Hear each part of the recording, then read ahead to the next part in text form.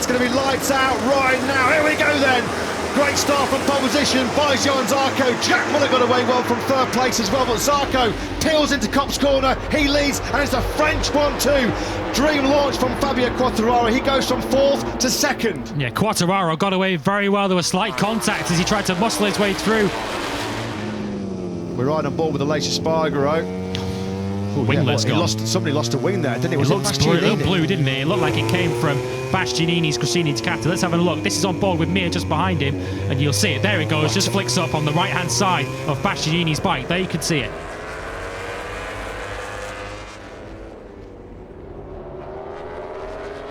There you go then, the long lap. They're telling Fabio Quartararo he has to do it on this current lap then. He sweeps to the right, he hugs the right-hand side of the circuit, into the long lap penalty loop then. At the loop comes Fabio Quartararo. We estimate it losing anything between 8 tenths and 1 second. He drops right back in front of Maverick Vinales. He really didn't lose anything, did he? Went from second then down to fifth. Zarco's crashed out of the lead. Johan Zarco has fluffed his lines, trail braking on the front end of that Pramac Ducati, crashes out of the lead on lap number 5 into turn 8. Jack Miller then now is the leader. Bagnaia now attacks, looking to try and make it a Ducati 1-2, but Rins late enough on the brakes to hold that at bay.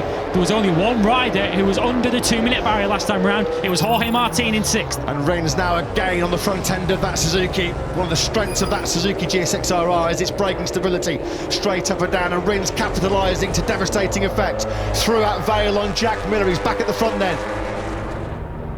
Here comes Pecco Bagnaia then. It's been threatening, it has been coming, and he gets the move done on the brakes using the slipstream behind the factory Suzuki. Managed to pull it up on the brakes into Stowe Corner, and for the first time in this Grand Prix, Pecco Bagnaia, he hits the front on the factory Ducati.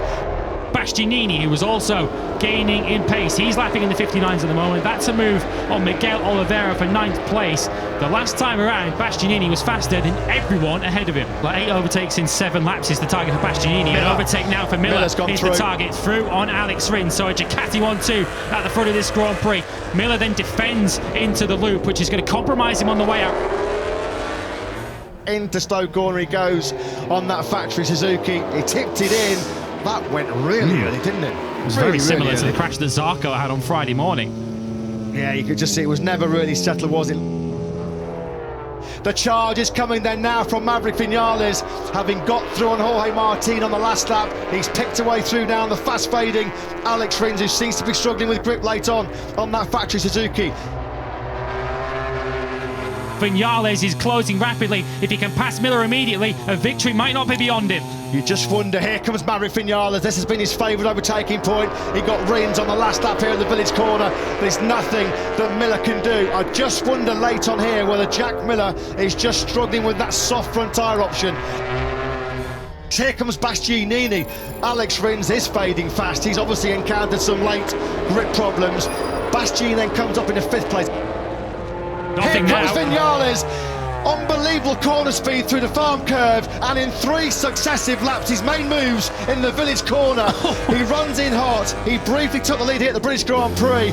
This is all set up for another classic. We saw an unbelievable late drama between Marc Marquez and Alex Rins here at Silverstone in 2019, a hark back to the 1979 legendary race between Barry Sheene and Kenny Roberts. It's game on here between Bagnaia and Vinales. He doesn't have to rush this, Maverick Vinales. He perhaps went for that move a little earlier than he had to into Village on the penultimate lap. He's got so much more pace. He's a little wide though into Copse. That's costing vital ground. That could just be the respite that Bagnaia needs.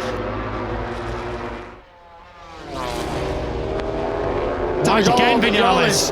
He's just getting a little bit impatient here. He's been so silky smooth in this Grand Prix so far, but just when he needed that composure, he's just getting a little bit scrappy.